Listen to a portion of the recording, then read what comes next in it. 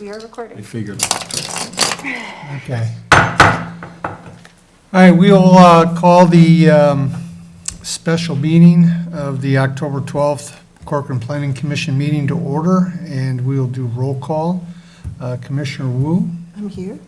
and Commissioner Scholak is absent, and Commissioner Lanterman, Here?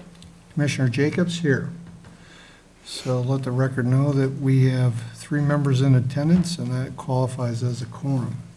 All right, item 2, for those that would like, please join us for the Pledge of Allegiance. I pledge allegiance to the flag of the United States of America and to the republic for which it stands, one nation, under God, indivisible, with liberty and justice for all. Okay, and to those in our audience, welcome, and those online. Item 3 is, No, I'm trying to see. yeah, could you turn it, yeah, just, okay, is the approval of the agenda. And does anybody have any questions? It will be noted that this is a meeting called because we could not meet last week. We did not have quorum, and of the items that were under new business, one of those was removed. So now we only have 2 items under new business. Otherwise, everything else is apparently the same, correct? Correct. Any changes, questions, or comments on the agenda? No. Okay, do I have a motion to approve the agenda? I'll make that motion. I'll second that one. All right, all those in favor of approving the agenda, say aye. Aye. Aye, opposed? Agenda is approved. Okay, item 4, open forum. Open forum is, of course, an opportunity for our community to address the Planning Commission for any issue that is not on tonight's agenda. You all look like you're here with a purpose. All right. I have an item. There seems to be some feedback. Is anyone else hearing this? Yeah, I'm hearing it. yeah. I am trying to figure out. Might be that what's middle going- mic that might be picking up in between Meredith and Dean. I don't know. Sometimes if there's 2 that are picking up the audio, How do you turn it off? that's a good question. I believe you have to hold the button the whole meeting. Okay. Or I could just yank it out. I'm just afraid of messing with it, and then Zoom can't hear us. That made it worse. That did make it worse. You turned it all the way to the right. You got left. When did I turn it all the way to the right? I saw you do it. I don't know. You twitched. All right, hopefully that's better. Okay. Does it still sound, yeah, we can hear it, but I think maybe I'll just try to turn that up in a way.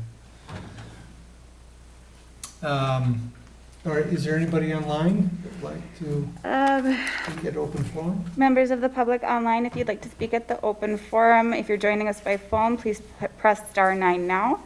Otherwise, on your computer or tablet, you should be able to find the raise your hand function under your reactions or participants tab, and please hit that now.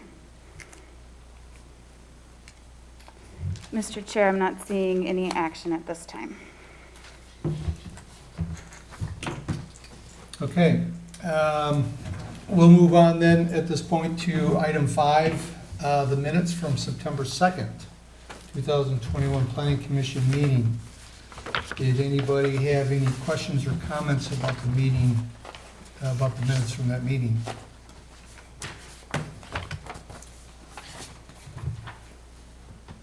Nope, I did not have any myself.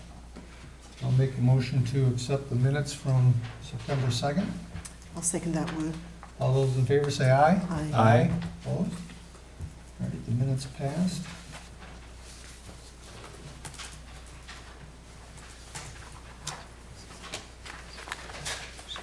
Okay, on to the meat and potatoes of tonight's business. We have two items under item 6, and these are public comments only. First one is 6A, zoning amendment for assembly uses, City File 21-034. And this is continued from our September 2nd meeting, and we will have staff report first. Actually, there's a public comment opportunity first, just since we don't have any public hearings tonight, so anyone speaking on either item can speak now. If you are joining us in person, you will be able to take the floor first by going up to the podium. And then those of you joining us online, if you're on your phone, please press star 9. And those on your computers or tablet, use the raise your hand function. We do have one caller ending in 8753. I believe it's star 6 to unmute. And then please state your name and address for the record. Good evening. Can you hear me? Hear me? Yes, we can. Good evening. My name is Greg Hoagland. I'm at 19220 Hackamore Road and wanted to speak this evening on the conditional use item that is on the agenda. Is that okay? Yes. Absolutely. Okay. I wanted to put some perspective of why this continues to be in discussion and on the agenda here in 2021. And it all stems back to the fact that obviously there was some debate and discussion about Eagle Brook Church last year. And throughout that period, we have a council member named Jeremy Nichols, who was not only active in that debate, but active on social media and like Nextdoor, and clearly opposed the church because it was going to be in his backyard. And like most people today, people are getting involved in politics and or have some opinions on what goes in their backyard. But clearly, Jeremy was anti-church, and he's didn't want this in his backyard. Now, as he's an elected official throughout this year, he's going to tell us for the good of strategic planning of the city that this is a major issue that we should be discussing. And he's broadened this topic to 1,000 acres of the eastern side of Corcoran, in the fact that he does not want churches, he does not want schools, he does not want group homes, any places of assembly, which is a radical approach for a city. And secondly, he has a major conflict of interest that should be discussed. He should not be influencing, participating in the discussions, and no matter what the city administrator and or the city attorney says, my attorney says he's got a major conflict of interest. And I guess like anything, we can choose to see where that goes. Two attorneys with two different opinions. Secondly, throughout this process, I have asked, has Jeremy or the city talked to any of the landowners that would be affected in this radical Nichols proposal? I noticed nothing's went out to landowners, no communication. Most people, like everything, are not aware that you're having these discussions, but nobody's more than likely talked to the affected landowners, which I think is a tragedy or travesty. Third, you're a planning commission. It's really, I think, part of the discussion here. Does it make any sense? And you got a packet full of things there, and I noticed that the May 2021 city council package is absent from that package, but that was where it clearly said this was Jeremy's issue. Jeremy has asked the staff to take this up, and I noticed its absence. But does it make, if we're not going to have any churches, we're not going to have any schools, group homes, assemblies, and the eastern side of Corcoran, like we've got some big power to shift that, does it make any sense that the entire eastern side of Corcoran is going to be 100% residential. At least in my backyard, you guys have done a great job of approving 1,000+ Lennar homes. I get commented all the time on, holy God, are there a lot of houses in Corcoran? But clearly, in option one, if we can't have churches, schools, group homes, what have you, I guess what we're saying is we're just going to have houses. And not everyone in this era right now can afford a $700,000 Lennar home, okay? There are people here that, I guess, if we're going to make it all residential, then the planning commission should be very open to affordable housing or rental communities or townhomes, places that people can afford, because not everyone can live in a $700,000 Lennar home. Within that, too, is most cities want to attract churches, schools. Rockford School District could benefit greatly from a private school, a public school. We'd want to attract things, not have somebody with a self-interest telling us all the things we don't want for the vision of Corcoran. We've been trying as a city to get somebody to do something in downtown Corcoran for over 10 years, going back to Gunther and Ron Thomas, the visionaries, and there hasn't been one new business added to that downtown throughout that process. I'm almost done. This has been a total waste of time and money, and I'd love to see the amount of hours that we spent to land form, discussing this, or legal time on this issue. You guys are all majoring in a minor issue. Nobody is crying out for this but Jeremy, because he didn't want a church in his backyard, and he wants to control and influence what goes in his backyard. In the League of Cities, and the handbook is city officials should not try to influence or even vote on something like this in a major radical zoning change. My opinion is option C is the best option tonight. You can just continue to turn down projects like you did with Eagle Brook, give them 5 minutes at a council meeting, and send them packing. You don't need to do anything to stop this process. Just continue to do what you're doing.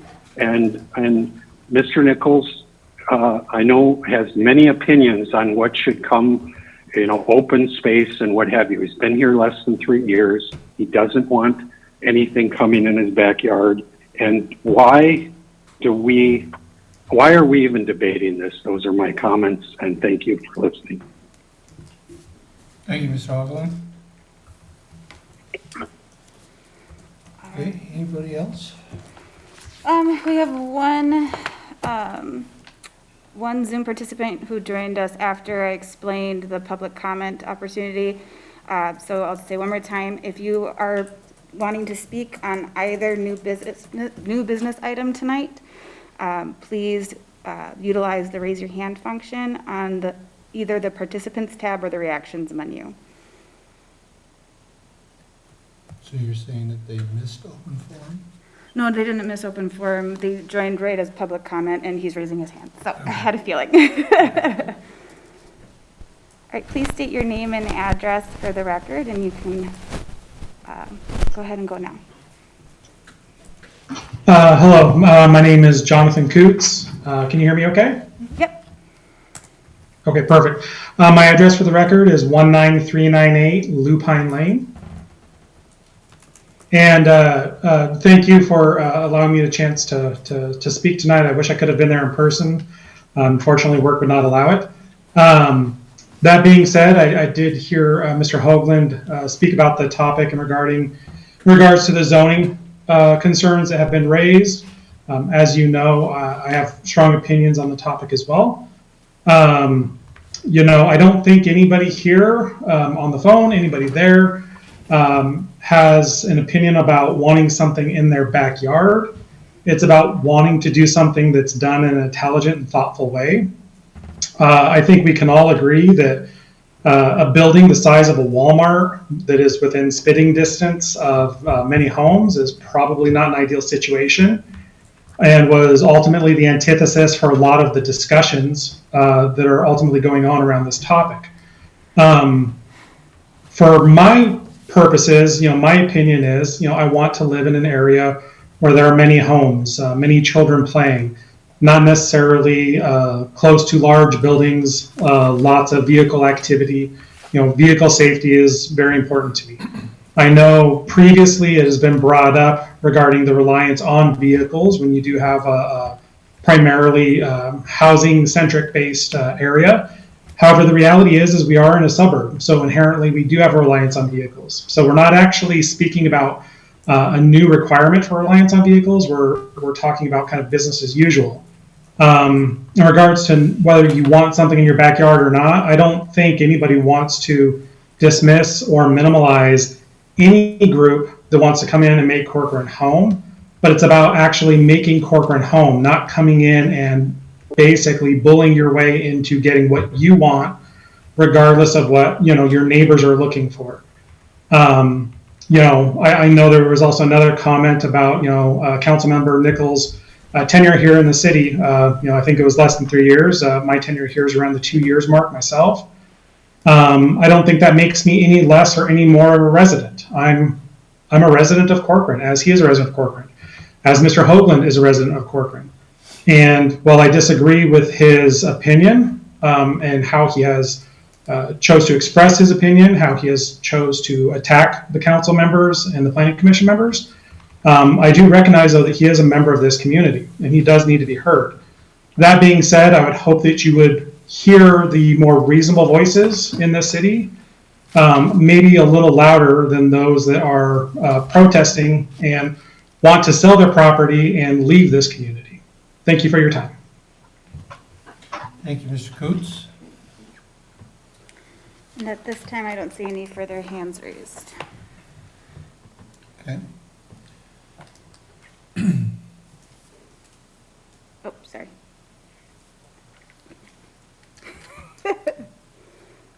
I didn't know you were shifting I'm gears. Someone's going on a cruise? Yeah, but no, I think that wasn't even what she was working on. It was weird. Okay, perfect. So, Taking notes. All right, well, if that appears to be the last of the public comment opportunities, then again, we'll move forward with item 6A. The final plat and final PUD. I'm sorry, I'm reading it wrong. That was last month. The zoning amendment for assembly uses. perfect. All right, so as has been discussed, tonight is a continuation of the discussion held on September 2nd for how to treat conditional uses in residential zoning districts that are low and medium density within the MUSA boundary, the Municipal Urban Service Area boundary. Next slide. So the Planning Commission is asked to consider two options. Option one includes removing the educational facilities and places of worship in low and medium density residential districts, as well as removing residential facilities of 7 to 16 people in our low density residential districts, again, only within the MUSA. The rural residential district would remain unchanged. These churches and schools would be added as a use in our industrial districts, and schools are proposed to be added to the general mixed use district as an allowed use. Two caveats that staff would recommend to this option is we believe churches would also need to be added to the general mixed use district if we're going to allow schools. And we don't think that RSF3 should remove residential facilities of 7 to 16 people because two-family homes are allowed in that district, and that we believe that would be out of compliance with state law. Next. Option 2 is several performance standards, which are discussed in the packet extensively. The only difference between what was proposed at the September 2nd meeting, it's actually a pretty significant difference, but the difference is regarding how we treat setbacks for churches and schools. Staff is proposing a sliding setback at this time, starting at 50 feet up to 200 feet. using a formula such as what's provided, that could be a point of discussion.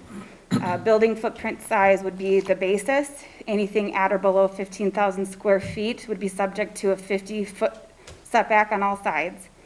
Property lines that front a county road would still have a 100-foot setback. So that specific property line would be treated differently than the rest of the site. The setback increases by 5 feet for each additional 1,000 square feet added to the building footprint. And then the maximum setback of 200 feet is applied to all building footprints at or above 45,000 square feet. Next slide. And then this change impacted one other design standard that was proposed.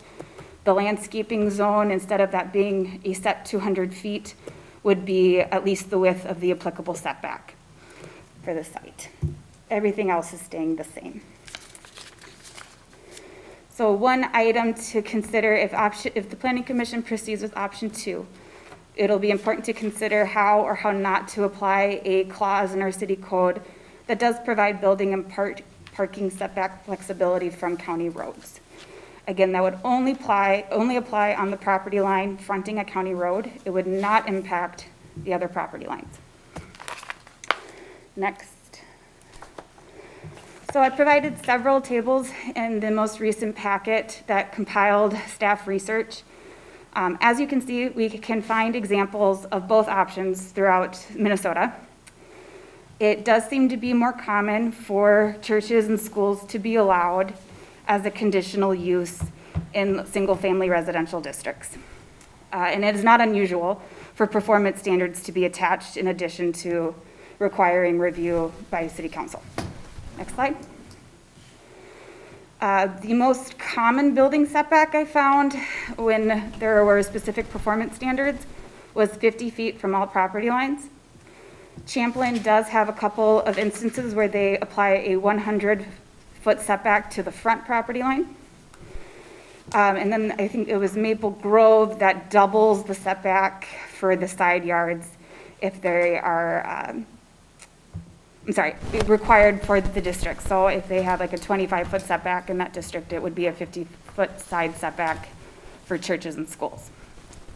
Next slide. I found a few cities with a maximum impervious surface limit. Duluth was the strictest, with their building cannot occupy more than 10% of the total lot area. Medina had a 50% maximum impervious surface limit overall. Brooklyn Park 60%, Minnetonka 70%. I do want to note that Medina, Minnetonka, and Brooklyn Park, their impervious surface coverage would apply to parking and building, whereas Duluth, it's specifically the building. And for site access, it does seem pretty typical to require these types of sites to have access on a major roadway. And next. And it's very typical to add some kind of screening and or landscaping requirement in addition to what's otherwise required by code. I kind of modeled our proposed landscaping zone off of Duluth's clause. They require that each property boundary occupied by residential use shall be buffered with a dense urban screen. Next slide. A couple other notes. Medina called out additional lighting requirements and did not allow any exterior bells or loudspeakers. And most of the cities, if not all, required a height limit of 35 feet for any structures within low-density residential areas. And then I provided a handful of examples of sites for the commission to consider in informing what we don't like and what we do like and how we would like to apply that if we decide to go this route. This is an overview of a neighborhood of 2 of our examples. We'll zoom in a bit, but actually, if you take a look at the northeast corner, there are 2 additional churches that we did not analyze. And then Plymouth Creek Church and Plymouth Creek Elementary School are in the middle. And it's surrounded by single-family homes. And next slide. So this is a zoom up of the Plymouth Creek Elementary School.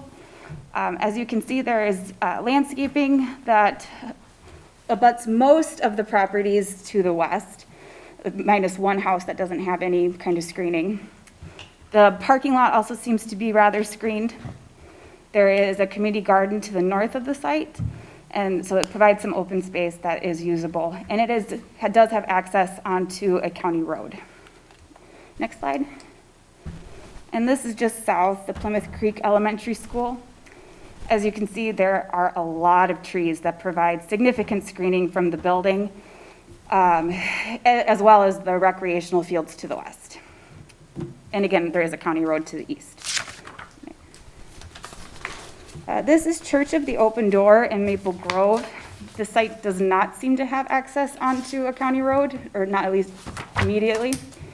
There is higher density housing to the west, 2-family homes to the southwest, and then the southeast, it looks to be single-family homes.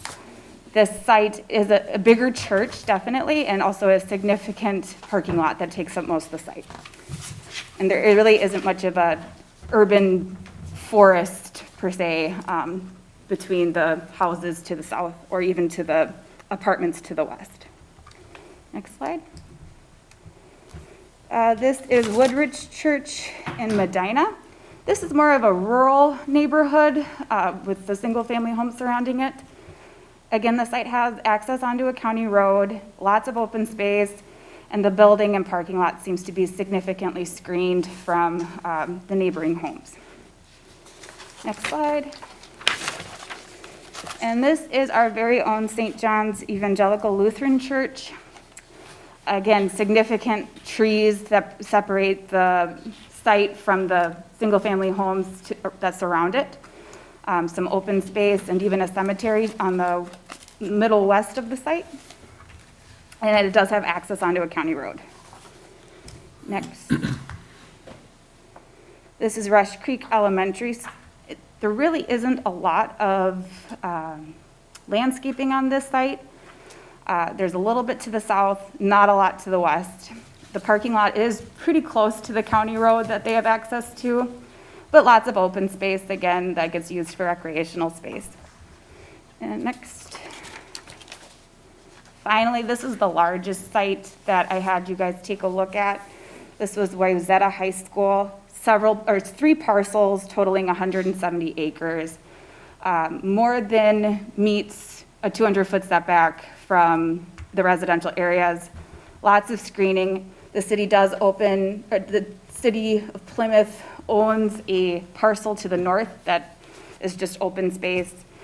And then there's several recreational areas for the neighborhood, and it is surrounded again by single-family homes. And that is it for the examples. Again, staff recommends option 2 to meet the city's goals without creating a substantial burden on religious uses while avoiding unintended consequences that could result by removing these uses from urban low and medium density residential zoning districts. The public hearing has already been held and closed, so tonight is specifically a continuation of the Planning Commission discussion. First, the commission should decide on the preferred option, and keep in mind that there is a third option that we don't do anything that is possible for you.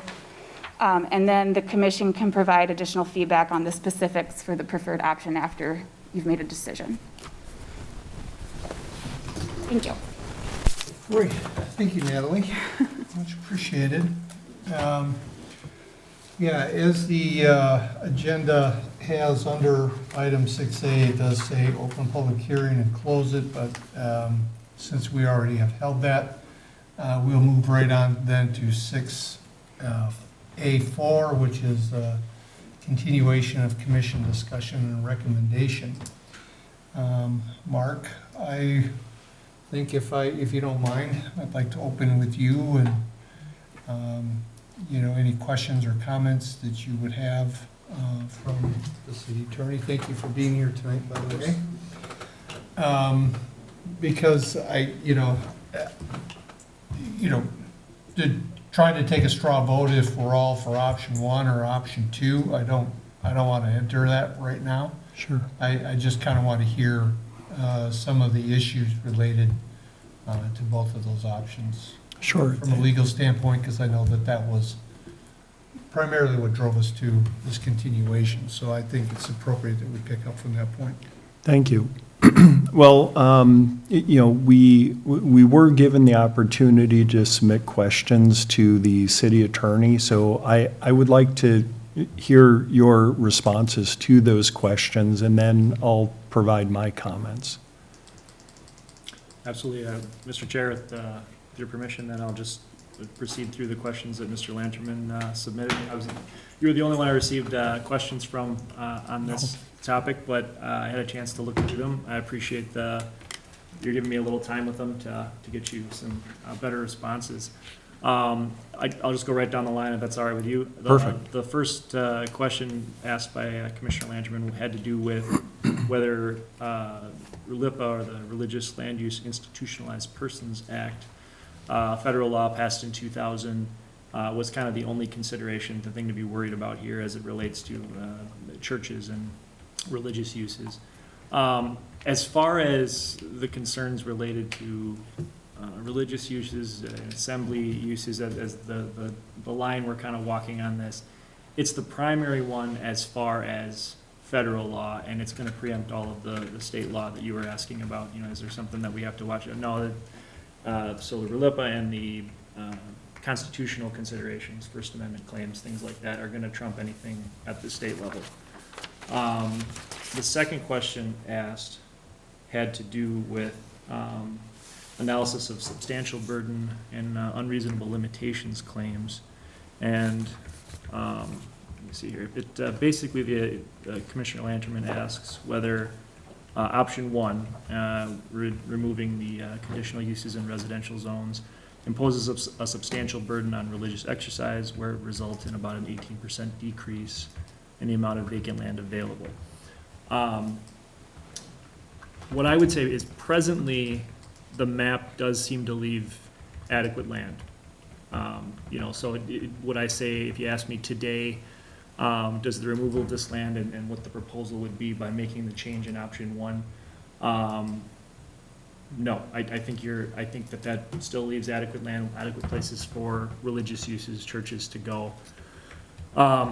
It has other considerations you want to think about, and you also want to remember that when you view that question of, does this create a substantial burden, you have to look at it now, and then you have to look at it as where you see the city going in 10, 20, 30 years, because your long-term zoning can have a way of kind of painting you into a corner if you're not careful. You have to have a plan for where these uses are going to go, because one of the main considerations, and I'm sure you're all initiated with RLIPA at this point, but is remember that we have to find a place for them. So we can't completely exclude religious uses from the city. We can't distinguish between different religious uses. And we can't put a substantial burden or an unreasonable limitation on where they would go. So as you might guess, that's a little bit of a tough thing to put your finger on, and courts have trouble with it as well. And the circuits don't even agree, about how this is interpreted. But the short answer to your question about, on its face, the way it exists today, does the 18% decrease make it, is that something that the city lacks the zoning authority to do? No, I think the city does have that. But keep an eye towards the future and the way you see land developing going forward would be my one caution there.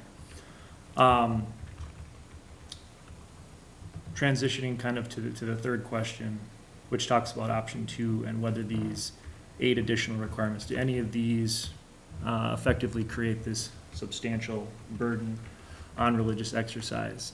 The answer to that question is, depending on the circumstances, they could, which is why we have to be very careful as we establish them. There isn't a perfect system for any of this. There's no silver bullet that addresses everything and won't get you in any trouble while giving you maximum flexibility in zoning. So what you're doing in this process is you're balancing the discretion that you want to maintain for long-term planning for your city against your pain tolerance for potential claims under RLIPA or related constitutional claims.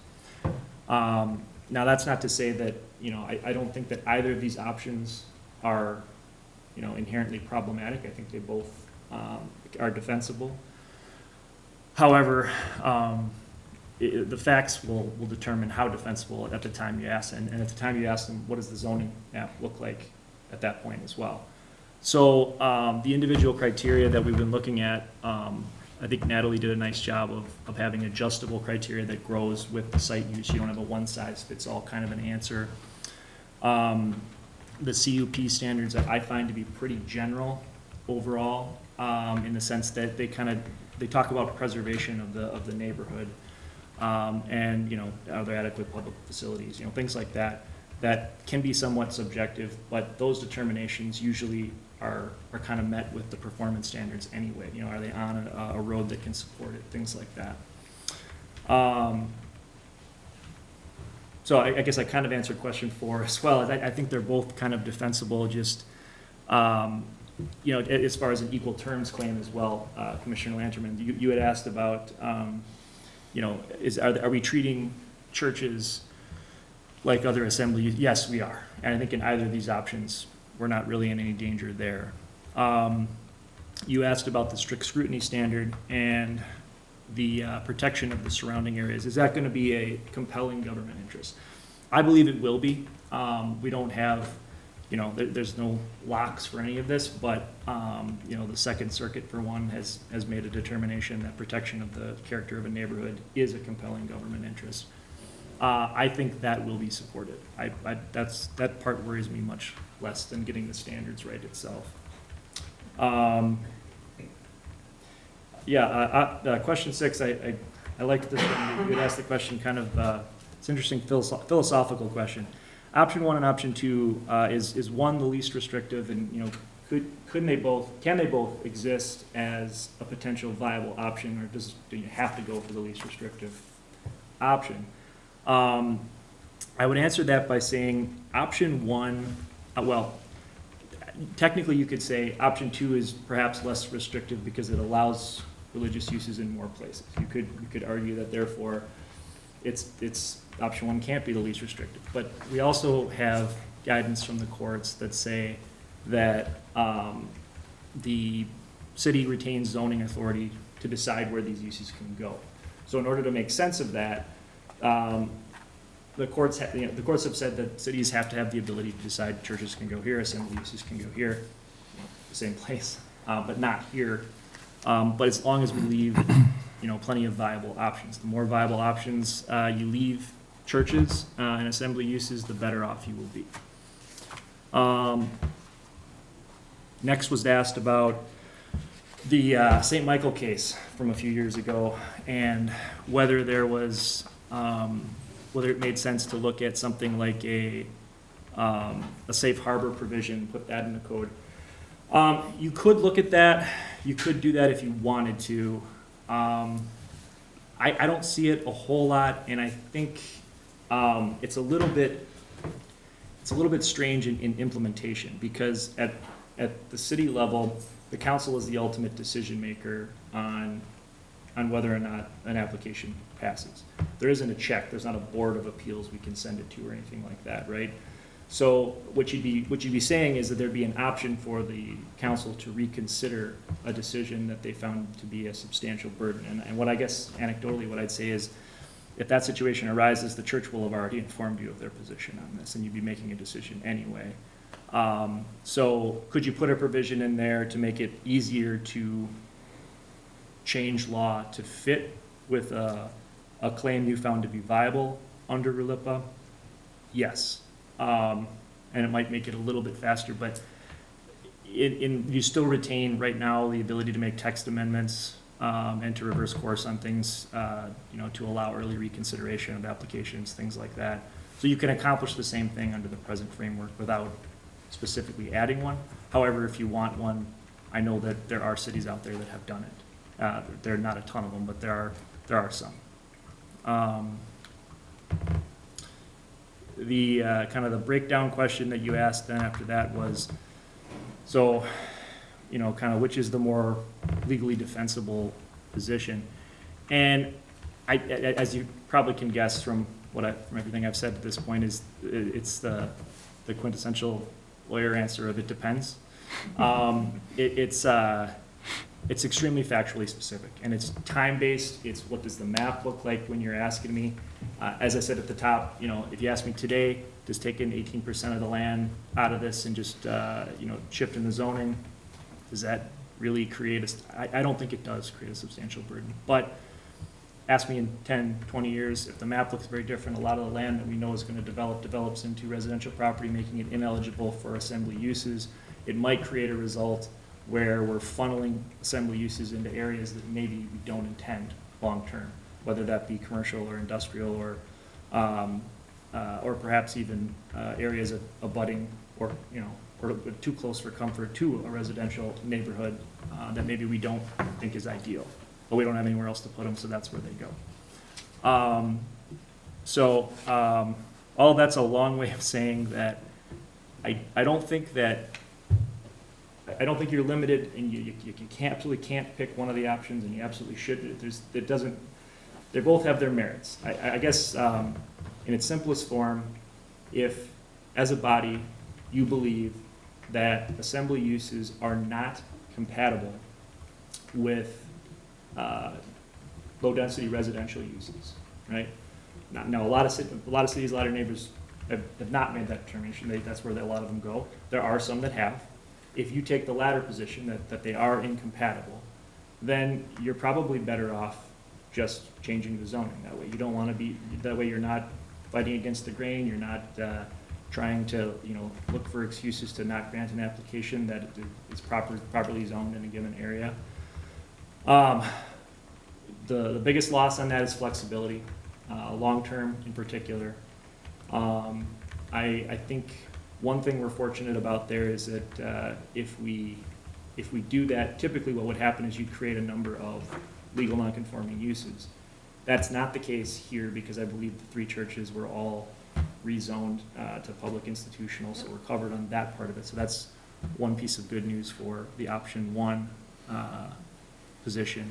And I'd say that, you know, if you believe that those two uses just don't fit together, right, then you have your zoning map reflected. Just remember that this is something that you then have to keep an eye on as the city develops.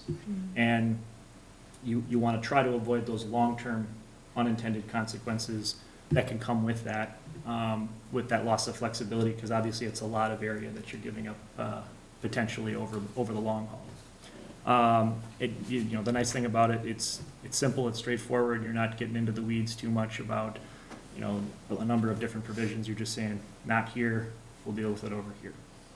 Option two, you retain all that flexibility that we gave up in option one, but with it comes this, you know, analysis and you have to drill down into each one of these provisions and decide, does this get us to our goal? And we talked about the fact that is protecting the neighborhoods a compelling government interest? I believe it is. The more difficult part of that analysis comes down to having a narrowly tailored set of restrictions that gets at it with the least disruption possible, right? In other words, simplest example, if you're talking about setbacks, if you truly believe that a 200-foot setback gets it done, well, we put 300-foot, we're not narrowly tailored, right? We got to go back to the absolute bare minimum of what we need to get the job done, so that we don't capture other conduct in the process. You also have to balance all that against reasonableness, and if you, for example, we talk about setbacks a lot, so I'll say there, if your setbacks grow to be too large, you run into other constitutional problems, takings being one, you know, of taking a given property owner's use of their property in an unreasonable fashion can give them a claim or a cause of action. All that's a long way of saying that you have to create a reasonable set of standards that you can defend the reasoning that got you there. And that's why making a record, regardless of what we do, is very important.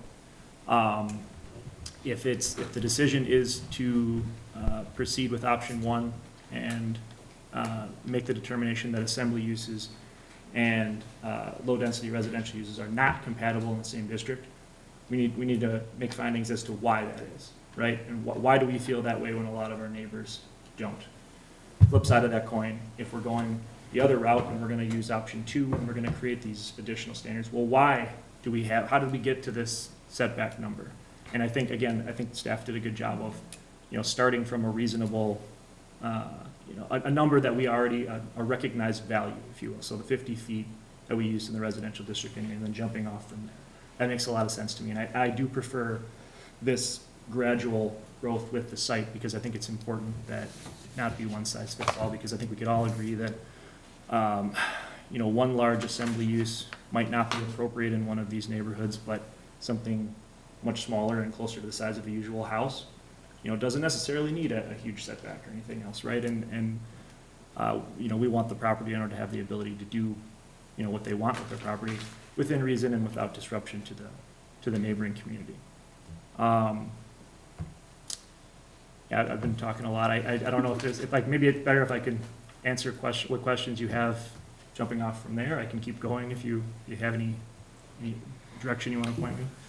Well, first, I want to thank you for taking the time to answer my questions. I know that it took some time to research that. Was the extra time helpful in It coming to absolutely this? was, yeah, and I greatly appreciate the ability to really look at those, and as I said, I think you asked some interesting kind of philosophical questions about, options and least restrictive means and things like that. So it was good, and I think it allowed us to kind of flow through this in a way that facilitates some of the discussion. So again, I appreciate having those in advance. Yeah, thank you. And I guess just one comment along those lines is, when I thought it was wise for the city attorney to ask for additional time.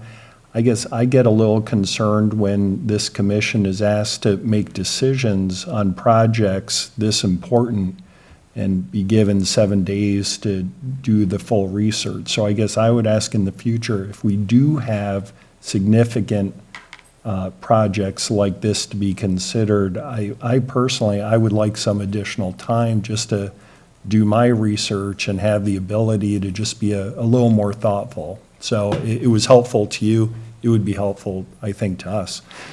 So my comments, first, I do want to thank Natalie for the time and effort that you put into the report on this issue. It is very clear to me that you spent a significant amount of time researching, and frankly, it's a gift to have something so complex distilled and factually distilled. Like it is in your report. The data you have compiled, I think, is hugely valuable. So I do want to thank you, Natalie. You did a nice job on this. From what I understand in my research, and now having heard from the city attorney, I think that option 2 is the better option because it balances the city's interest in keeping the character of the city. But importantly, it seems as though there would be less of a likelihood that it would impose a substantial burden. As for the specific additional performance standard, I think that they're reasonable. Now, this issue is interesting to me, and I was going to say it's a doozy, but I think I've used that word before.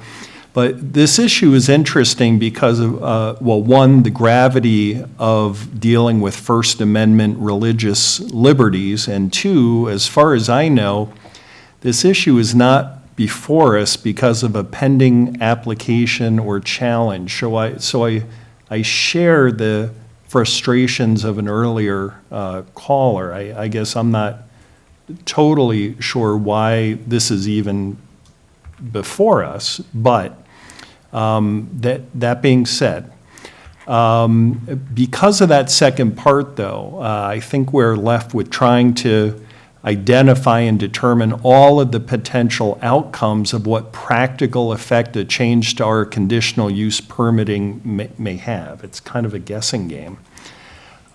Thinking about all the possible outcomes, in my view, option 2 is more likely to avoid potential or LUPA claims in the first instance. It seems like it would be less likely than option 1 to pose a substantial burden, I think in large part because of Natalie's analysis of available land resources. But I also think that this avoidance of running afoul of the RLUIPA should be extended no matter which option.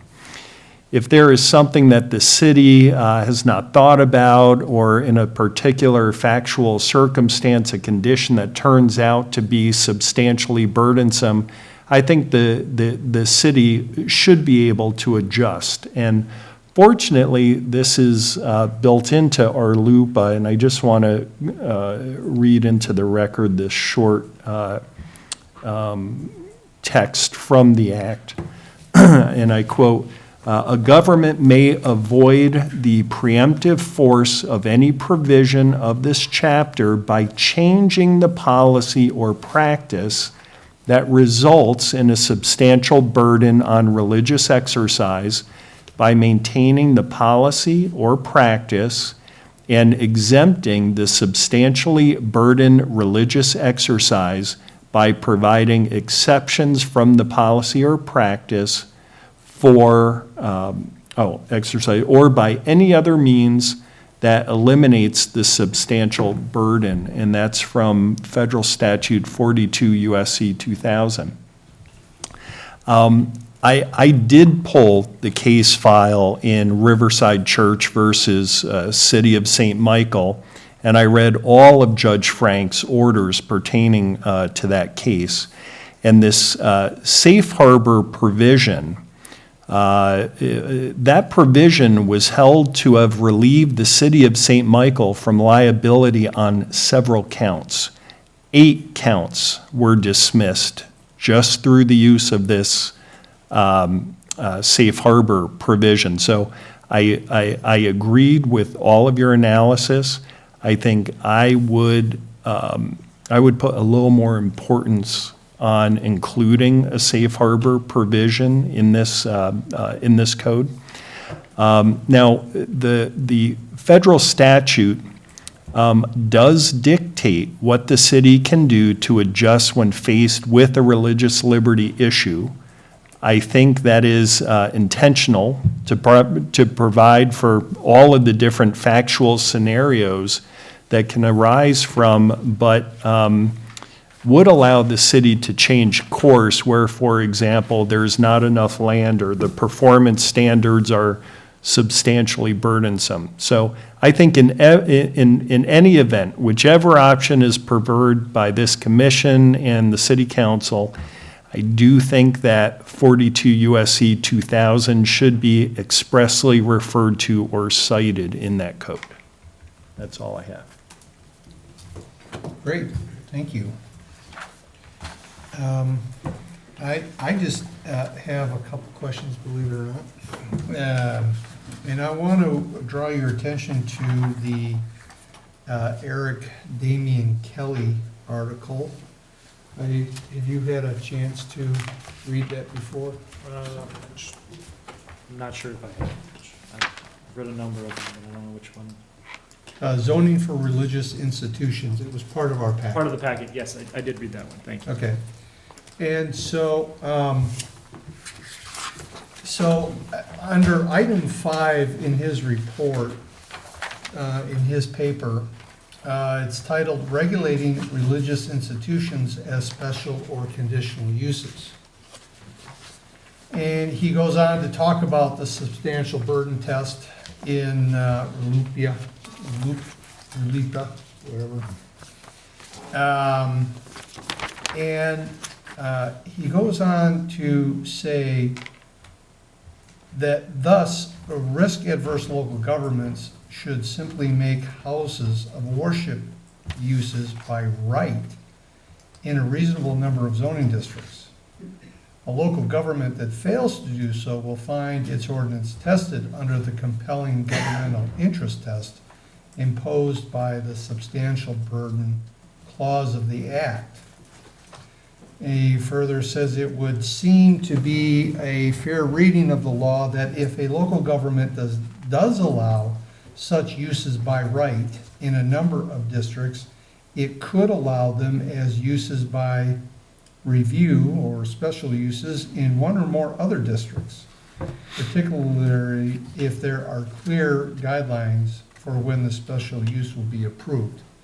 Now, if we go back to the table that was given in our packet, I see here, and tell me if I'm wrong, that the places of worship and assembly are conditional in every single one. There's some that it is not allowed, and there is no designation as a conditional use. The only one where it's permitted is in PI. So, given this, that in option 2, we're not saying that it is a permitted use, but it is still a conditional use. Do you agree with Mr. Kelly that maybe we're not going far enough to make it a right in residential districts? Because I think when he says, if you make it a permitted use in some zoning districts, then you can comfortably say then, but in this district, we gotta put some special things on it. But we're clearly, I don't think we're there. I think we're just the opposite. We're saying it's conditional in everything where we allow them. And besides zoning district PI, it is not permitted. I'd be interested in hearing your thoughts on that. Yeah, great question. So I think the writer is driving at here, I agree with at its core. Let me start by saying that, which is that the more places that you can permit the assembly use to include religious uses without any restrictions, the stronger your overall zoning is as far as RLIPA defense goes. However, many people will also argue on the other side of that coin is that the more potential for conflicts in your zoning that will happen in other areas too, right? So I think the way I read this in the context we're talking about is you wanna balance the two considerations on that continuum I was kind of talking about of where's your pain tolerance, as far as risk aversion goes, and what's your and with that having the ability to zone and plan the way you want to and design the city and have it grow the way you want it to grow. I think that having a plan that sort of balances those two things, because candidly, at the one end of the spectrum, as far as what's the most legally permit churches to go anywhere they want, right? Obviously, if you did that, there'd be no way anybody could bring a claim against you on that, but potentially you might have a lot of problems when you're with your zoning approvals, right? Other side is you pretty much box them out of the city. Now you got a big constitutional problem or RLIPA problem on that end. So what you want to do is figure out a way to maintain enough discretion or authority to put things that make sense where they belong, right? While not excluding churches completely or making it unreasonable for them to come to town, right? And that can take the form. So it's not to say I don't believe that means you have to have them as a permitted use, you can't have them as a conditional use. It would simply mean that if you have too many restrictions, too many performance standards or conditional use standards everywhere they go, eventually you get to a point that it's no longer reasonable for a church to come to town. That's when you run into a problem with RLIPA. As long as your standards are reasonably designed to allow them to go in certain places, enough places where, okay, church might say that's not my favorite place to go, I'd rather go over here. Courts have repeatedly said, well, that's not a valid RLIPA claim, and that you don't get to, cities retain some of that zoning authority. But if it's, you can have that piece in the corner of town that really nobody could build anything on, and that's their one place you could go, you're gonna have problems with that, right? So I think the writer here takes a little bit of a conservative approach in saying if you want to be absolutely build up your defense as best as you can, you permit them as many places as you can, and it allows you to have with a straight face to say, hey, we're putting the conditional uses over here because we think this area needs to be protected in a different way. The public and institutional uses, I think it's just those 3 sites. So, we don't have a lot of what I would just permitted uses beyond that in cities. So really what we're looking at is conditional uses, and then stricter performance standards in areas that abut these residential zones. And the reason we would be saying we're doing that, as I understand it, would be to protect the character of those neighborhoods, right? And to make sure that they retain what the expectations of the residents that moved in there had when they moved in. So I guess I would say that's a long answer to a shorter question of, I agree that allowing them as a permitted use actually does make it easier to defend claims against RLIPA. But I don't know that it accomplishes all your other goals in the same process. So this is where we kind of have to do that balancing act. Okay. Now, just so that I'm clear, when we talk about performance standards in a residential district for assembly uses, the performance standards that we may recommend to the city council, as long as they apply to all different types of assembly and not just churches and schools, because that would then be the unreasonable burden. Right. Would yeah. that be true? Yeah, you're gonna run into what they call an equal terms claim on there. So there are anecdotally, there are a few cases out there where cities have been able to get away with allowing certain assembly uses in certain places where churches aren't allowed.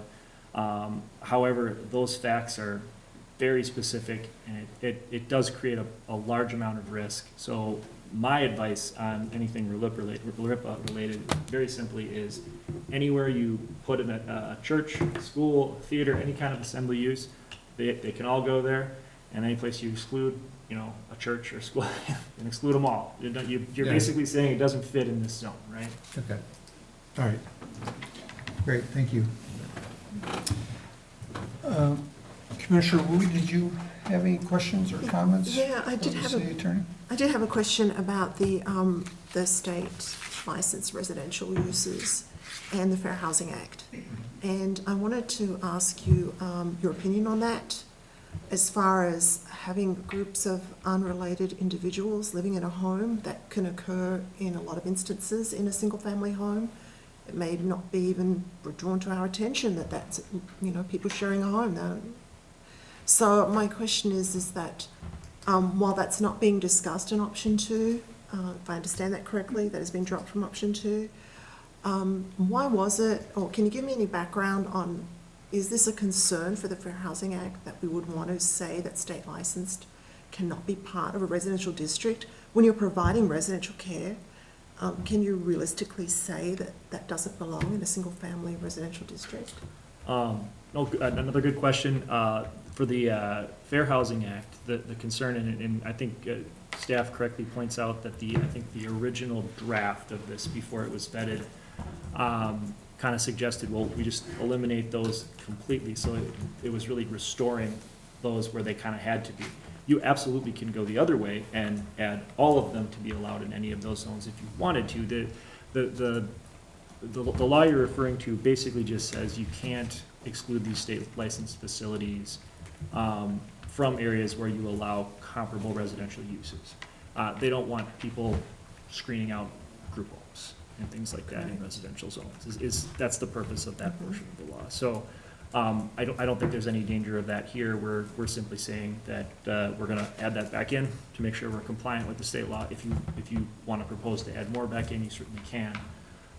But I think staff's intent was just to do, this is what the law requires, so we'll Back add it it back. goes. Yeah, right. Yeah, okay, all right, yeah.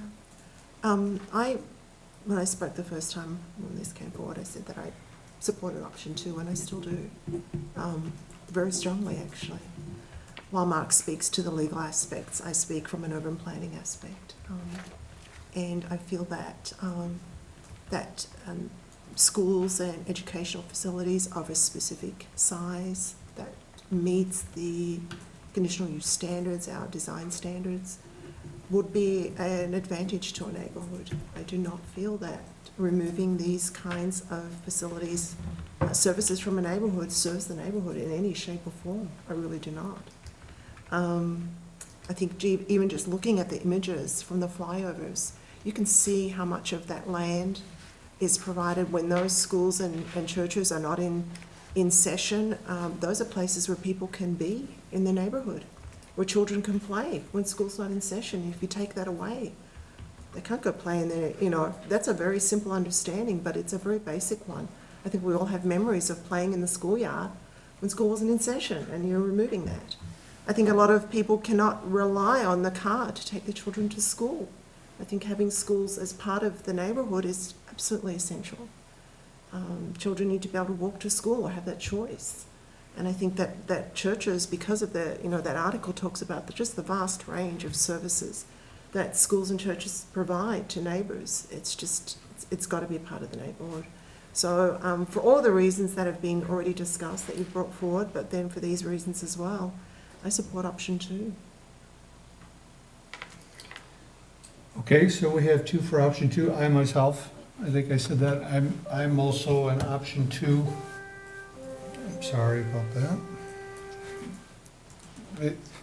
You know, the funny thing is, I haven't figured out what that noise is. Why I get it. Seriously, I turned something on and I don't know what it is. Medication thing. Yeah. But I think that churches and schools, and I think back to, you know, my upbringing, my father's, you know, and whatnot, that they are part of the fabric of our life, and I think that there's a lot of good form. But in the same breath, we don't develop neighborhoods and communities like we did, you know, 75 years, 150 years ago. And so I can understand some of the, you know, some of the nuances that we have with, you know, the way things are built today. But with that being said, I'll go ahead and start. I still do have some questions that I'd like to bring up and get some clarity for. I want to just talk again, as long as I spoke about Mr. Kelly's article. And I thought it was interesting about how he talked about how we can possibly address the issues through zoning stuff. But I think he points out there's a couple of things, though, that we need to consider here. And it goes into item number 6 in his paper, and it's accessory uses and religious institutions.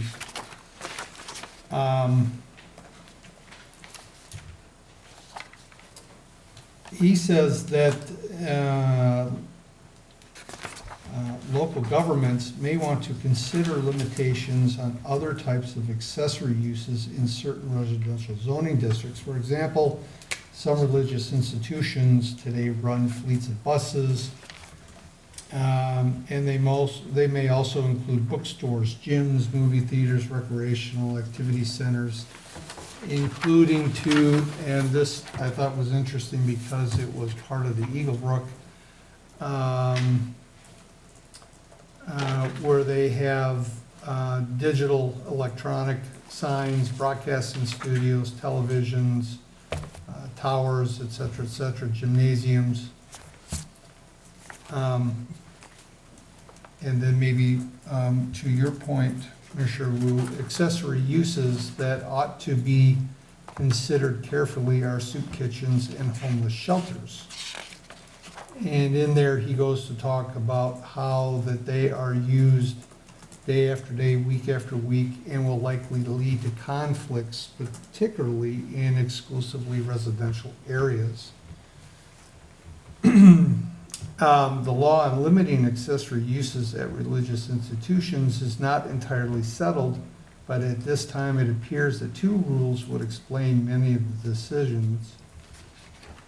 And I believe he's talking about court decisions. First, if the local ordinance says nothing about accessory uses, a court is likely to accept an argument from a religious institution that any sort of accessory use is part of its normal pattern of worship and thus should be allowed. Second, if, and on the other hand, the local ordinance clearly allows religious institutions with only limited accessory uses in some locations, while allowing those institutions with a full range of uses in others, the court appears willing to enforce the ordinance as written.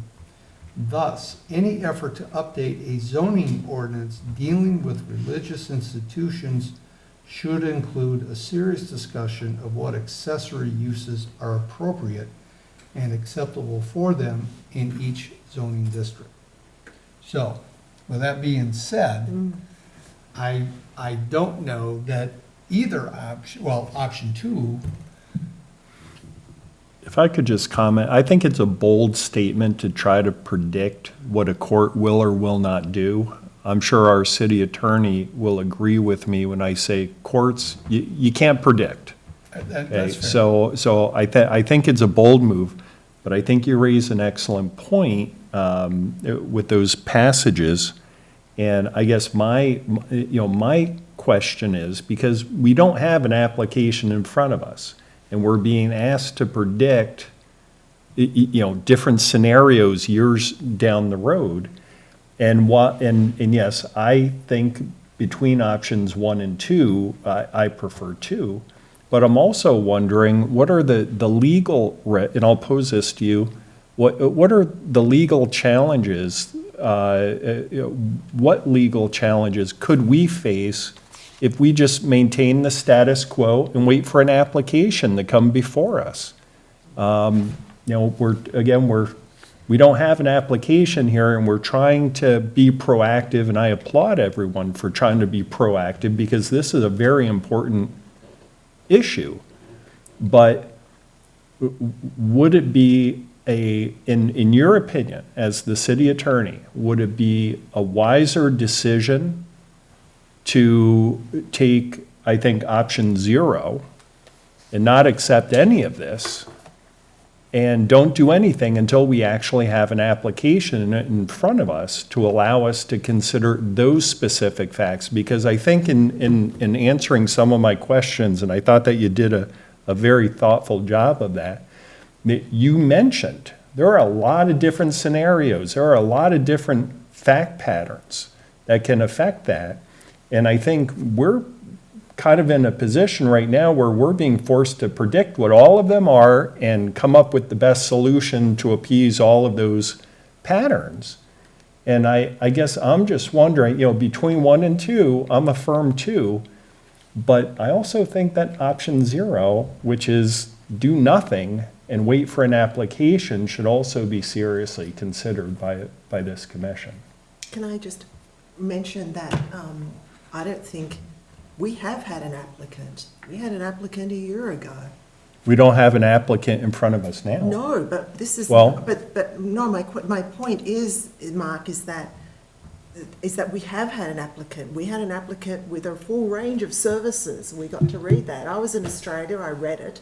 It wasn't part of the hearing, but I know you guys went through it. And I don't think that, in my opinion, I don't think waiting, I think we do have we have one instance that we can at least provide some response to, we can react to, without being under the gun of another applicant of possibly the same size or different before us. And then we'll be saying at that point, we should have talked about this without an applicant in front of us. I feel like we've had this in other scenarios before. So it feels like the right time to consider options. We have had an applicant. I wouldn't want to delay this for another applicant, because it'll be something different. And at that point, we'll say, we should have thought about this earlier.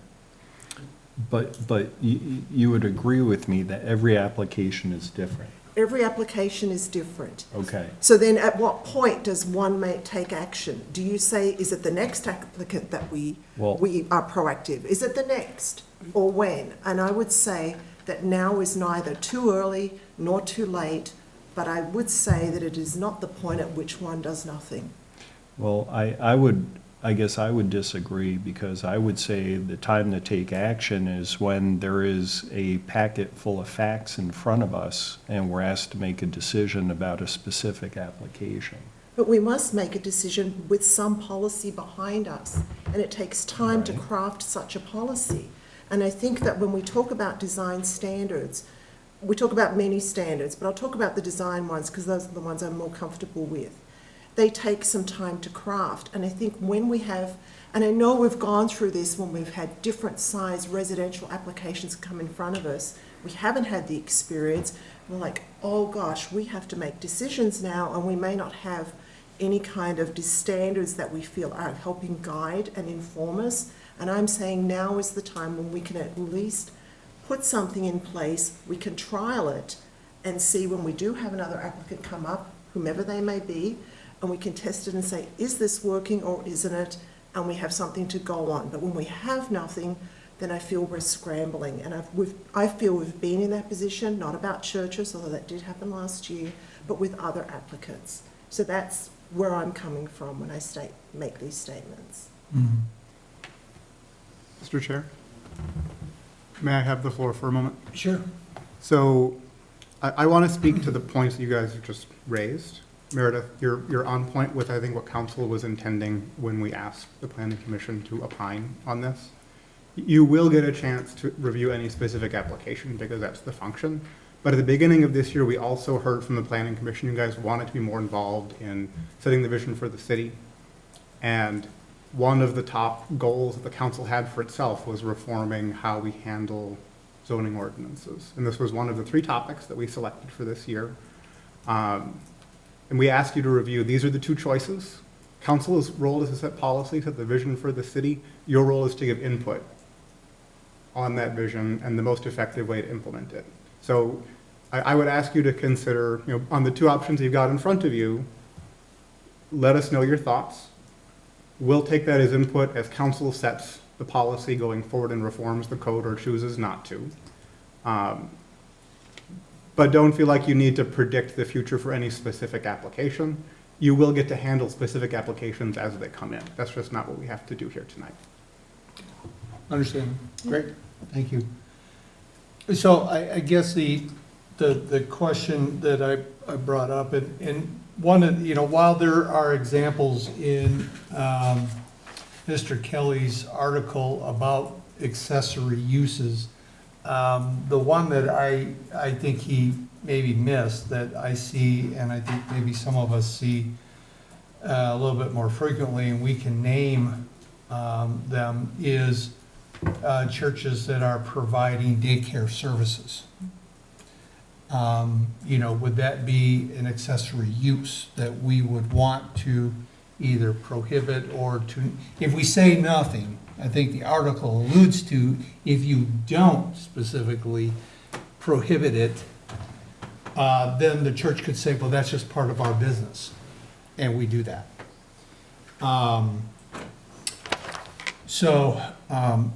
That is maybe something that we can, the city council may want to address later if they decide to move forward with that type of input. There you go.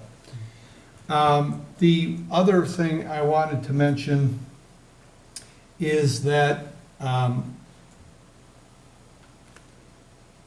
we're starting to see maybe the increase in frequency of churches / schools, religious schooling institutions being built. I'm curious to hear from our staff as to, would we still be using the same type of performance standards, or would it be different? I mean, we don't have anything about square footage except for the sliding scale. We don't have anything about capacity seats or anything like that. But we certainly have seen some large and some impressive, parochial institutions come up, and I'm just wondering how that might play into, the city council's further discussion here. Sure, Mr. Chair, Planning Commission. So we don't have a maximum square footage, but we do have a maximum impervious surface requirement, which I think accomplishes kind of, again, that same sliding scale. So we're looking at the specific site instead of putting a arbitrary limit on square footage. So something like a church that has a significant school component would be subject to the standards because it would apply to schools and places of worship. And it would need to be on a significant site, probably to fit the capacity that they would be looking to do, because we are limiting it in terms of the setbacks being a little higher, depending on how big they want to go. It can only be 35 feet tall, and then there's the impervious surface limit. Okay, all right. I kind of thought that, but I just wanted to ask that. Now, you had mentioned in your report that you used Duluth as part of the screening. Can you better define for me what dense urban screening is? You know, I kind of liked how they didn't define it. But my thinking is we would want significant landscaping, and they would need to show a significant landscaping plan that goes out the width of the setback. So if it's a 200-foot setback, then it needs to be 200 feet of landscaping at least. Wow. Okay, now, that was one It of my would be other, significant, but as you can see from the examples, some of the ones that really seem to fit with the neighborhood had significant landscaping. okay, and that was one of the other questions I had, because so if this is my lot, right, and I build a church, now, this might be 500 feet, right? And so when you say 200 feet wide, I'm taking 200 feet of this width of the Sure. lot. But let's say though, they're 200 feet setback. So are you talking the landscape must be 200 feet deep? Yes. Or, because if you're only doing 200 feet wide, but this is 700 feet, you're actually still only doing a small percentage of it. So I'm trying to understand what you mean by 200 feet wide. Fair enough. No, what I'm trying to convey, and I can, if it's not coming across in my language, I can work on it. What I was trying to convey is along the property line, 200, if it's a 200-foot setback, then that 200-foot setback needs to be landscaped. Okay. Along the length So of the property it's line. 200 feet deep from Yes. the property line, not 200 feet wide along the Correct. property The line. entire property line would need to be landscaped. Well, along that, but then also 200 feet deep. Yes, exactly. Okay. And for the accessory or assembly uses in this option 2, we would be required to use a dense urban landscape.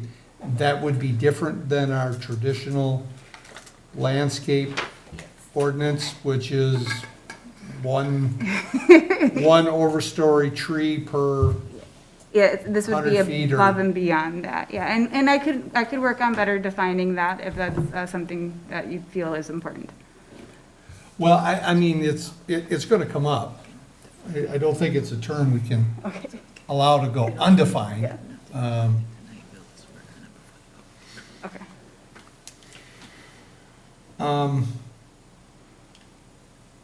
The setbacks of 200 feet maximum. So whether it's 50 feet to 200 feet, just to be clear, that is going to be applied to both the parking setback and the building setback Correct. equally. I mean, Correct. we're not going to give,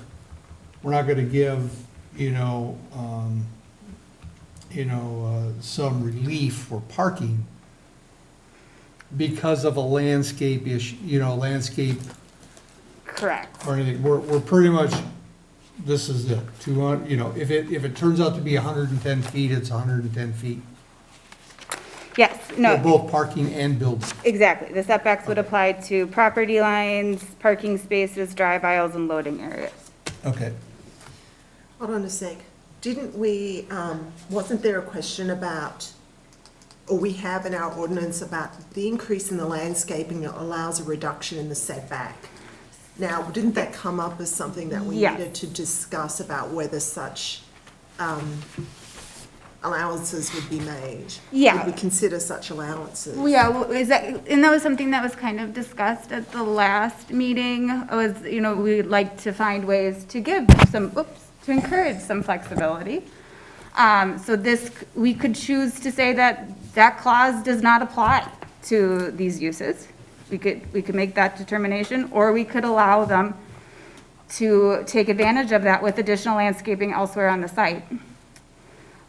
It would only apply, again, to those property lines that are on the county road. Correct. It's So it would, fronting a county road. right, so if the property abuts residential to the west, the county roads to the east, it's still gonna be the maximum. Correct. Yeah, there's no flexibility there. It's just the property line that's on that county road, yeah. Now, I just want to bring this up. I don't need, we don't need to discuss this. I was curious, though, as I went through this, and I think I remember doing some sort of similar analysis the last time, but so we're here today, basically, this all stems from the Eagle Brook Church. And I was curious to see if applying the performance standards in option 2 to Eagle Brook, how that would affect it. And so, to the best I could, and I know you can't see those lines, I did it with a highlighter, of course, but it would obviously, because of the size of the building, it'd go to 200 feet. So I took 200 feet on the north and the east and the south and the west. Now, the north, of course, once you get to the northwest corner, we've got that one piece that goes up, which would, because of the 200 feet, would only leave a small, a relatively small piece of land going north. But, it's amazing how close they would actually come. To being as big as they were planning. Yeah. I mean, you take out a little bit of building up here in the northeast quadrant. I mean, if it weren't for that road, that future make-believe road or whatever, that's gonna go there, and you took out this wetland right here, I believe they could have fit that whole thing on there. And maybe they scaled down their building a little bit, cut a little bit of the parking, realign it so that it's square with their property lines here, their setback. But they could have been pretty close to Yeah. putting that in. And But you are talking about a shape fit here. You're talking about a fit plan only. When they run their pro forma and you take away a little bit of parking, sometimes that's enough to really hurt a project. So I think that while you're saying that this fit plan can kind of fit like a paper doll, once you actually run the numbers, like how much parking do we lose? If we impose standards of every 20 parking spaces, there has to be 1,000 square feet with 2 canopy trees. Once you start putting that in, I'm just saying that sometimes just a few changes can render some things to really not work. okay, my only point in this, this was a 70,000 square foot So it's big. church with 800 and some odd parking spaces. Yeah. Okay?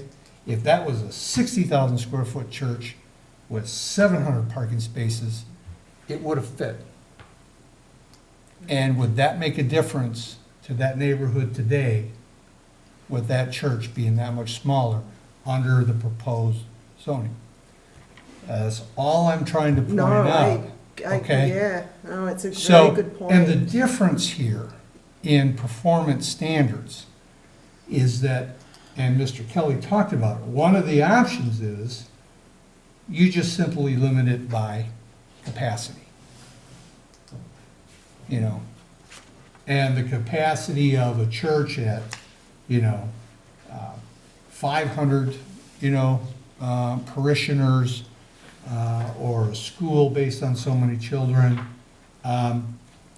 that would do a better job at trying to prevent, mega churches from coming in and putting something in there. These guys have 30 some odd acres, which, if you go back to the Church of the Open Door in Maple Grove, look how similar those are. Yeah, that one's probably the most similar to that. I mean, they're almost the same acreage. The building, I think, for the house of, the Church of the Open Door, I believe is smaller than this. And so you could almost say then that they could have put that church in there.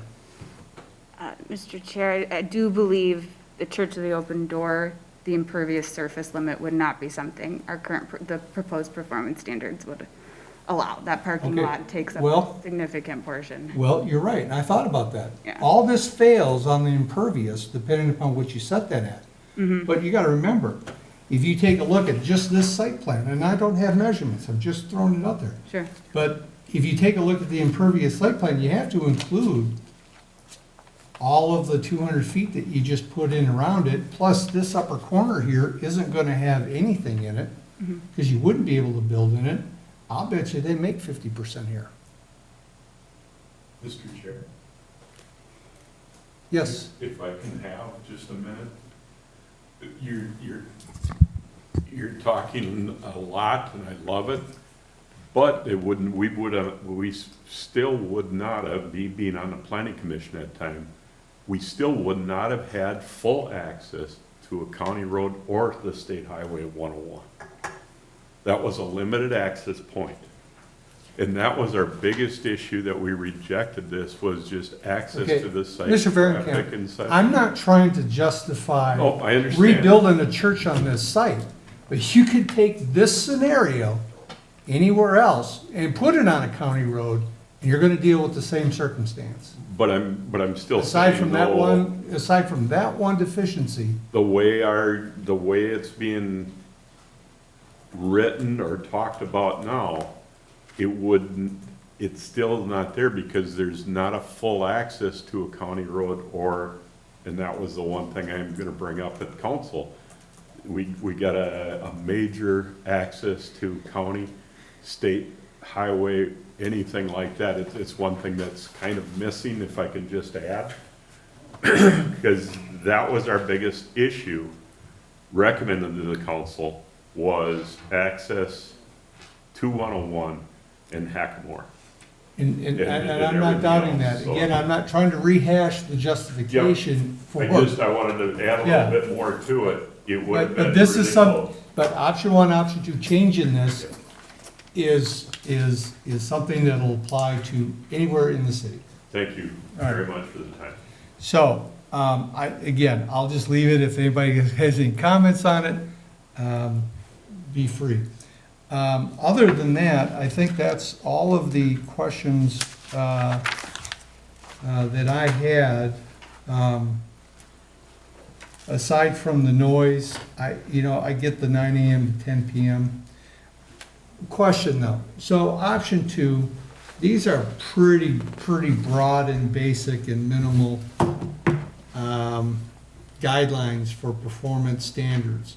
Is there a process, in the future where these will be flushed out to be more specific if the city council decides to go forward with option two?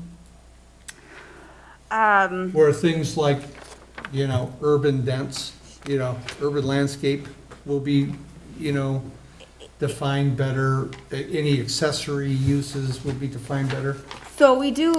Or is this it? I mean, if we're gonna talk about time and noise and lights, is this it, or is that at a future date when this gets more flushed out? So if the planning commission would like to recommend that I specifically work on some vagueness that you find, I can definitely do that. I'm sure the city council will also have recommendations as to where they want further clarification. I tried to primarily base these off of the draft Mayor McKee provided. So I was trying to use that same format, and I can definitely work on clarifying certain aspects of it.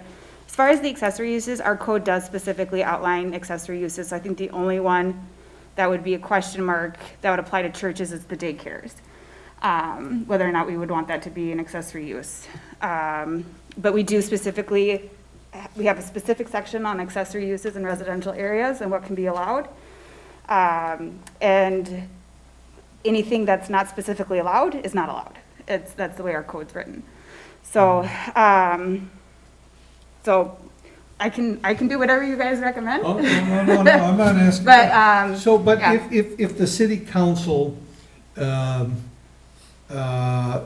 goes forward with an option 2, Mm-hmm. is there a public hearing in the planning commission's future when the specifics will be brought out and we give more feedback on those specifics to the city council before their adoption? Yes, we would have to. Okay, well then, that's all I needed to know.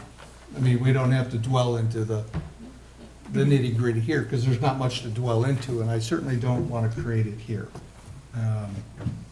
But other than to just give them our recommendations, so. Can I just revisit that one question that was brought up? Sure. In the planning commission, I just want to make sure that we do cover it with, it was in the presentation that the planning commission should make a review, and was it regarding setbacks from the county road? Right. Mm-hmm. Okay, yeah, no. I think that we should stick, that's where there would be additional flexibility based on increasing the landscaping. I'm very interested in this dense urban, Yeah, you really would be. interested in it. I'm surprised you didn't bring it up. No, I didn't bring it up. I was thinking about what I'm having to do in St. Louis right now and where we were given that kind of a standard. So Yeah. I'm kind of interested in that. Okay. Mr. Chair? Yes, sir. If I could just briefly address a couple things, go back a few, I didn't want to interrupt, but No. Commissioner Lanterman had mentioned a couple things related to status quo versus adding the standards that we're talking about now. Just to briefly comment, because I think it kind of ties into a lot of the things you've been discussing. And that's to say, I don't think you need to be afraid to put down provisions, performance standards wise, in addition to what you have, as I would consider it superior guidance to what you're giving your applicants to what you have now. I see where you could wait and adapt as applications, and you're absolutely right. Nobody has a crystal ball and knowing what courts are going to do. No, I agree with you. It's really hard to tell. As I said, the circuits don't even agree. That said, I think the way you want to think about the performance standards is think of standards that across the board, regardless of church, school, theater, whatever. If it's in a residential zone, we need at least this much, right, to feel comfortable putting it next to a residential use. And if you do that, you still have the authority of the CUP at your disposal as well, but you will have potentially taken an applicant who might look at that, just look at your code and say, does my use fit there? Oh, I see this is what the expectation is. I don't fit there. I'm gonna go look somewhere else, right? I think that's better guidance to the applicant to avoid, some of the chasing around. So I think it is a good thing if you can identify standards that this is always gonna be too much. This is always gonna be what we would need to accomplish. Admittedly, that's not an easy process, and we're kind of seeing that tonight, that the opinions can certainly differ.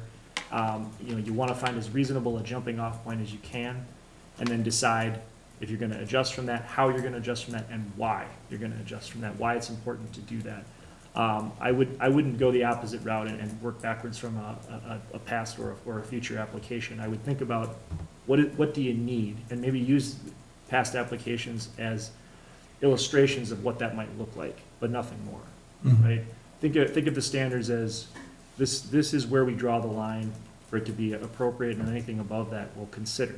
And presumably approve unless there's some reason not to.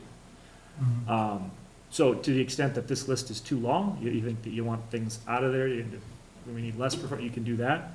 You can add more to them as you're talking about the accessory uses. Just remember, as the author here is talking about things like fleets of buses and things, well, that's obviously going to affect schools quite a bit, often more than churches. The daycare issue, well, it is an allowable use in the residential district presently. What are we going to do with that? Where's the conflict there? So those are things you certainly can dive into deeper, as you said, in the future, probably too. But I would just say, as your kind of 10,000-foot view, think of it more in terms of what's the absolute minimum we need for this, right? Leave it there. And then to the extent that the lessons you learn as the years go by teaches you that really should be adjusted, then you do that. Nobody's able to do it perfectly, but you back it with some good data, and I think you're doing the best you can for yourself if you do it that way. Yeah. Well, I got thinking a lot about, Wyozada High School. That east side expansion that they did in 2017, 18, whenever it was, clearly, if there's a 200-foot setback, they violated that at that point. Our schools, if they take out a permit to build a school and they say, here's the performance standards you have to meet, are they exempt from those once it becomes school property and an institution? Okay.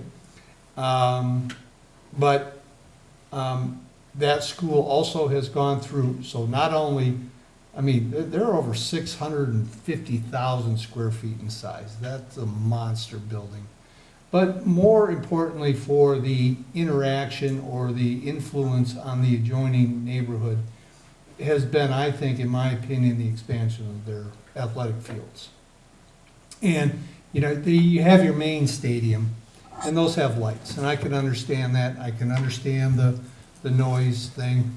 High schools are good for communities. God willing, Corcoran gets a high school someday. But I tell you, I wonder about performance standards that we might consider on schools when it comes to building athletic fields for practice. They've got 4 baseball diamonds. I don't know if that's a public or a city thing, but they all have lights. And they got 3 football fields, full-size football fields, and everything else that are all lit. And I can't imagine what it must be like to be a neighbor there and what kind of opposition they faced. How do you fight a school district wanting to expand, but not having, and maybe there's just a lack of any kind of performance standards that says, sorry, you can't do that. Mr. Yes. Chair, so keep in mind, for something like that, where a use would be proposing significant athletic fields with lighting to that extent, we still have the general CUP standards where we'd be able to put conditions on how that's done. If that means that there's further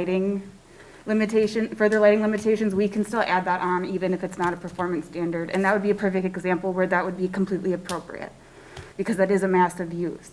But there is also community gain from it. So it's, again, that flexibility and balance. But we wouldn't be powerless to put limitations on it, basically, with the CUP standards power that we have. Okay. Yeah, Mr. Chair, I would agree with that and add to it just to say that, again, kind of a framing issue there is one thing to consider is it the football field that's objectionable? Well, I think the narrowly tailoring mindset I'd put you in would be it's not necessarily the football game, it's the noise it generates, it's the light it generates, it's the crowd it generates, the parking issues. So those are the things to be narrowly tailored is, well, what's the max this site can hold for those purposes? And if we can get to that level, then the football field that doesn't fit won't fit with our zoning standards in the ideal scenario. As opposed to, well, that's not a use. Well, we'd be fine with it if it was at a different scale, right? So, Well, this might go along to the accessory uses that we talked about. Right. So you could say, well, you're a high school, or you're a middle school, or, hey, that is part of your function. They have an athletic field, and it's lit, you're gonna have a track, you'll have some stands, great. We don't have a problem. But if you're gonna build 4 ball fields that's gonna be used by everybody in every organization, and 3 football fields, and you're gonna turn on all the lights at the same time, that might cross a boundary that you wanna set some performance standards around the accessory unit. does that really become the normal use of a school to provide that much surfaced area for sports? So, again, yeah, that's not, maybe not a discussion here, but I do appreciate, the more that we can do, but I don't know. Does anybody else have any other questions or comments on this? Are we all comfortable with an option 2 recommendation to the city council? I just have a question about the use of a built fence. You had reduced the requirement from 5 foot to 3 foot to be consistent with the rest of our, but I'm coming up against requirements in my own professional work where fences are required to be 6 feet and either masonry or, this has come up a few times now. And I'm wondering if you're seeing that trend, and should we be looking towards, if we're going to get a large school or a church or something, should we be considering that maybe using a fence, actually having a built fence versus bushes that lose leaves and so forth to try and screen headlights and going into residential districts? So does it necessarily, I just said screen, doesn't necessarily, I don't think that necessarily means fence, right? No, it does not. Okay, all right, I just wanted to make sure. Yeah, it does not mean Okay. a fence. Okay, all right, Your question is, should we start requiring fences adjacent to parking lots? okay. It's a question out there that we maybe should consider. Sure. If we are going to get, larger parking lots, because that is the trend of churches and schools have gotten bigger, and maybe that's something that we need to do. Sure. I didn't see fences, but that was a pretty high flyover, so it's hard to tell if there are fences. No, fair enough. If that's a standard, we can add fences. Are you saying specifically from parking lots or just along the residential side? I'm not sure, to be honest. I'm just not sure. I'm putting it out there. I mean, I think about seeing all of these corralled off areas and how that might feel in a neighborhood, and I'm just not sure. I mean, sometimes some neighborhoods, some cities are very prescriptive. They want a specific make, and they're starting to go into this kind of plastic stone look fence, which in my opinion aesthetically is awful. So it's kind of like you can push it to an area where it can become something that's really not very nice looking too. Mr. Chair, I think we'd really want to bring public safety into this discussion. I think the CPTED, crime prevention through environmental. Oh, you design, took, I yep, think. yep, yep. Police departments really don't like walled off parking lots. Because of misadventure, Yes, yeah. and so I think we'd want to have a conversation, if we were looking at new performance standards, to bring them in, but that's something we can add to our list and have a conversation with them. Because I think that's partly why we don't do that. I think there's some folks that would like to not see parked cars, but I think we got to balance the safety with the screening, and that's 3 feet's intended to really cover the headlights. But still feel like observed See a and person. you can be observed and, Not yeah, every no, got it. person. Not a person with bad intent could still Yeah. hide, but No, I think, yeah, absolutely. Okay, thank you. Question, are we voting on something here tonight? I mean, I don't see a resolution or anything, so, We simply just asking you to vote State on an option one, option option two, or not do anything. I think at this point, Counselor Nichols has made it clear that they would like some feedback on the options. There okay. is no resolution. We would be we're bringing this back to council for further vetting. And then if we do option two, it's probably going to be an issue where we have to bring it back with the final language for the performance standards. So, it's a public hearing for an ordinance amendment. yeah, for an ordinance amendment. So this is kind of an unusual way to do this because we're considering 2 options, and usually we would bring it to you with just 1 option. So we're kind of going off the fly here. Okay, so to my fellow commission members, on page 6 of the staff report, There is discussion about setbacks and landscaping, parking and building setback flexibility clauses under section 1060.070 subdivision 2 K through L.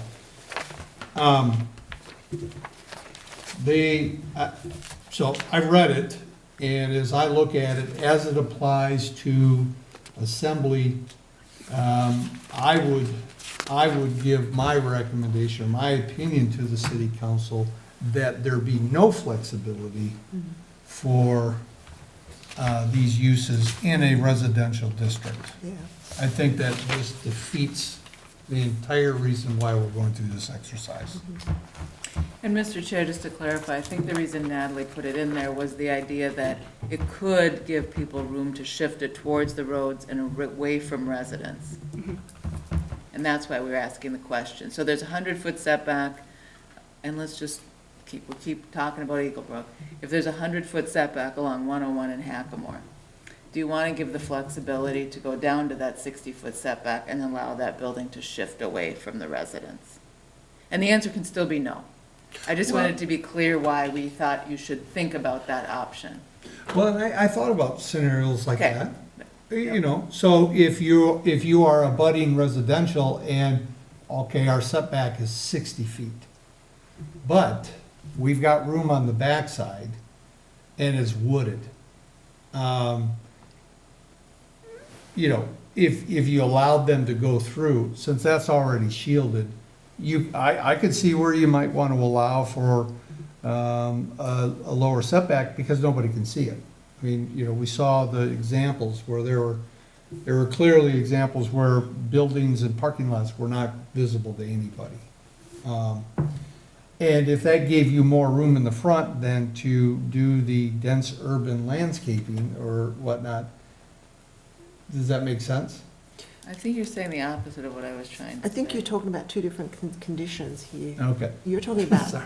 existing, and you're specifically addressing the setback from the county road.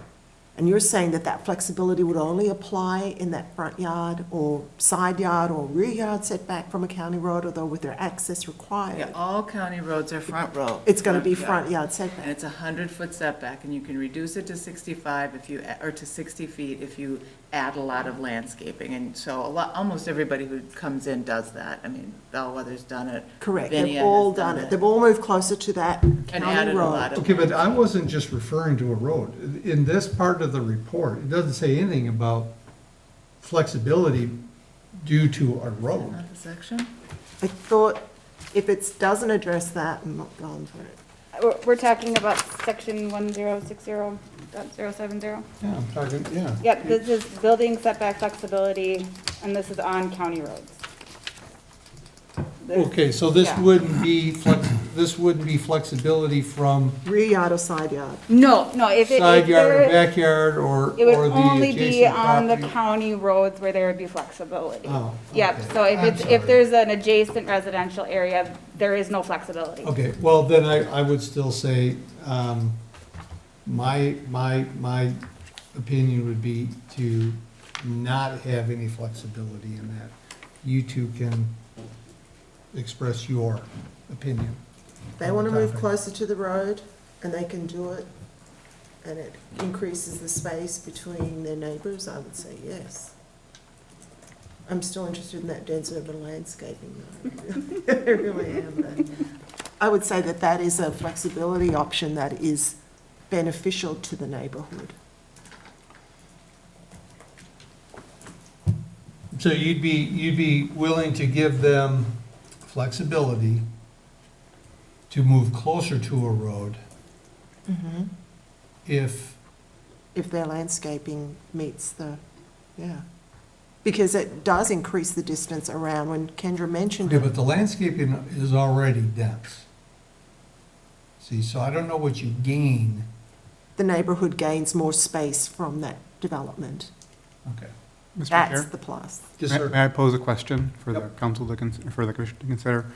It sounds like you're envisioning that provision as favorable if it increases the distance that the building or parking is set back. how would you address the risk that it just makes the overall buildable area bigger, allowing a bigger facility? Well, everything that we've seen, Counselor, has been for exactly that reason. I mean, there's no other reason you can't paint that picture any other way. It wasn't we didn't allow flexibility to give somebody else a visual benefit for anything. No, they always took it to build more. It's always been to build more. So do I think of that? Absolutely. Absolutely. All right, it's, okay, All right. no, Well, No the flexibility. city council can, they can. they blame can deal. that one. Mr. Lanterman, did you have an opinion on it? Nope. Okay. All right. So that was no flexibility? Okay, all right, thank you.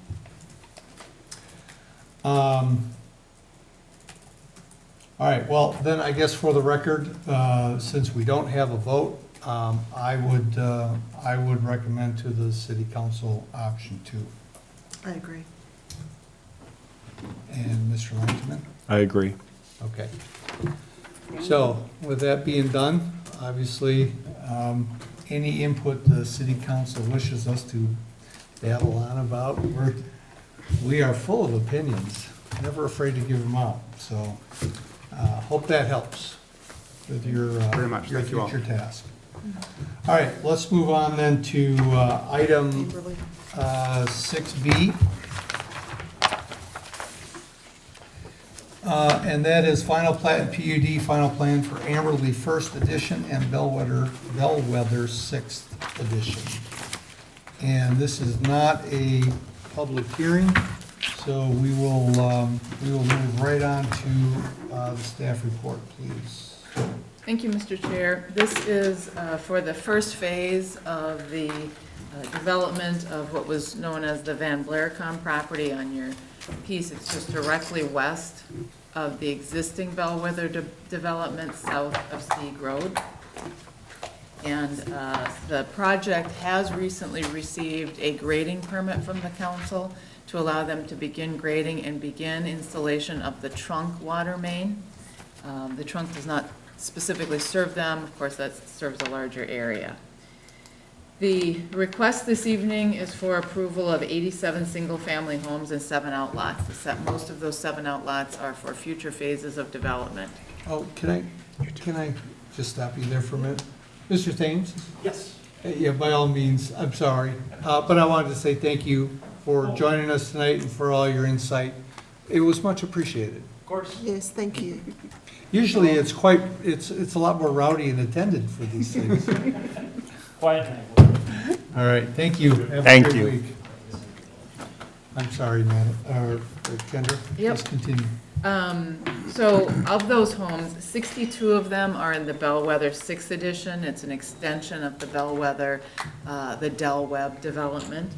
And 25 are for a new single-family development, unrelated to the Bellwether HOA. It's larger homes, more traditional single-family homes than what we would see in the Bellwether development, as the commission may recall. So there are two future phases, for the remaining 105 homes planned.